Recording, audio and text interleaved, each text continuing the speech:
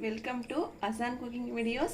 இன்னைக்கு நம்ம பார்க்க போற ரெசிபி வேர்க்கடலை சட்னி. ஓகே, இது எப்படி செய்யறதுன்னு பார்க்கலாம் வாங்க. ஃபர்ஸ்ட் வேர்க்கடலையை நம்ம ரோஸ்ட் பண்ணி எடுத்துக்கலாம். நான் வந்து ஒரு பவுல் அளவுக்கு வேர்க்கடலை எடுத்துர்க்கேன். இது பச்சை கடலைன்றனால நான் வந்து ரோஸ்ட் பண்ணிக்கிறேன். ஆல்ரெடி வறுத்த கடலையா இருந்தா நீங்க அப்படியே வந்து எடுத்து யூஸ் பண்ணிக்கலாம்.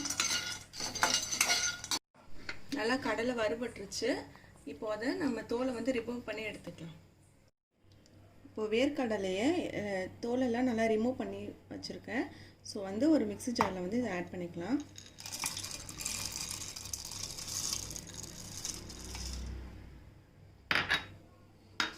ப்ளஸ் அது கூட ஒரு 4 காஞ்ச மிளகாய் வச்சுருக்கேன். ஸோ அதையும் வந்து ஆட் பண்ணிக்கலாம்.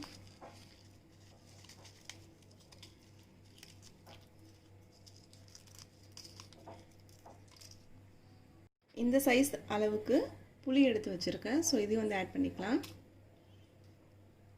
இப்போது சட்னிக்கு தேவையான அளவுக்கு உப்பு வந்து ஆட் பண்ணிக்கலாம்.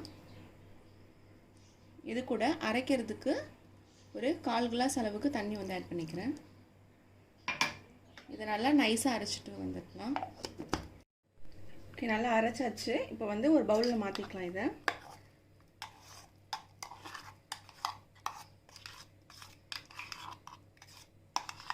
நீங்கள் அரைக்கும் போது தண்ணி கம்மியாக இருந்துச்சுன்னா எக்ஸ்ட்ரா ஆட் பண்ணிக்கோங்க. ஓகே, இப்போ அந்த ஜாரில் இருக்கிறதுலையும் கொஞ்சம் தண்ணி ஆட் பண்ணிவிட்டு நம்ம இதில் ஊற்றிக்கலாம்.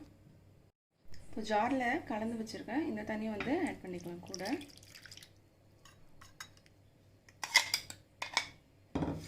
இது எல்லாத்தையும் நல்லா மிக்ஸ் பண்ணிக்கலாம் ஃபஸ்ட்டு. இப்போ சட்னிக்கு நம்ம தாளித்து ஊற்றுறதுக்காக முதல்ல எண்ணெயை ஊற்றிக்கலாம். எண்ணெய் வந்து கொஞ்சம் ஹீட் ஆகட்டும். எண்ணெய் நல்லா ஹீட் ஆகிடுச்சு. இப்போது கடுகு ஆட் பண்ணிக்கலாம்.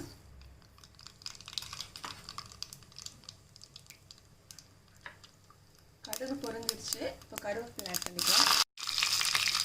இப்போ இது கூட கொஞ்சோண்டு பெருங்காயம் வந்து ஆட் பண்ணிக்கலாம்.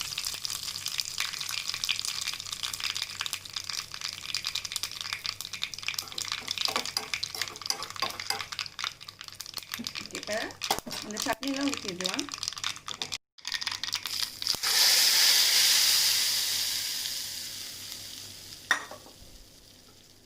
ரொம்பவே சூப்பரான வேர்க்கடலை சட்னி ரெடி ஆயிடுச்சு. ரொம்ப சிம்பிளான ஐட்டம்ஸ் தான் வச்சு செஞ்சுருக்கேன்.